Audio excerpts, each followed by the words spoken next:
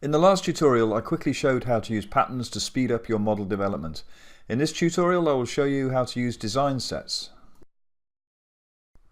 Design sets allow you to collect a series of disparate design parameters into a single dialog so that you can change their values and observe the effect on your design outputs. The best way to illustrate how they work is to use an example. The screen shows the basic parts of a crank slider mechanism.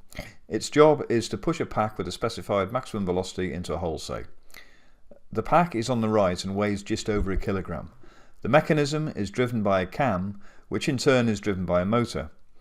We want to minimize the size of the cam and the contact force acting on the cam. To simplify this case, let's assume the camshaft position, the pack position, and the motion are fixed. But we can change the position of the roller on the follower arm, the length of the follower arm, the length of the coupler, and the position of the follower arm pivot. The first job is to name the dimensions that we want to change to something easily understood, so I will quickly do this.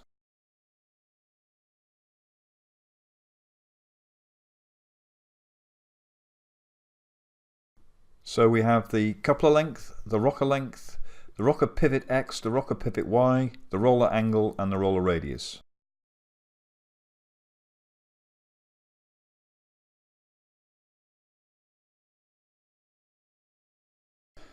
Now we are ready to create our design table.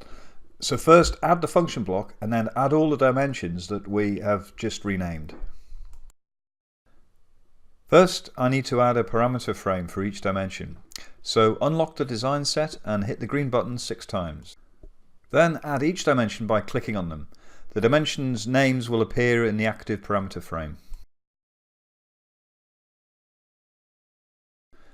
Now we are ready to start improving our design.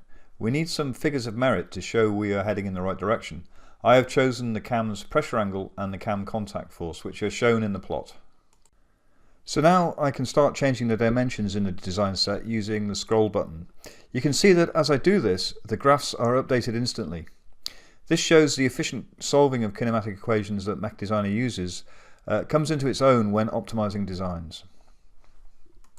I'm sure that many designers out there could use this to improve this mechanism better than I, so I will leave this here. Suffice to say that we have used this in more complex designs and found that it greatly speeds up the engineering process.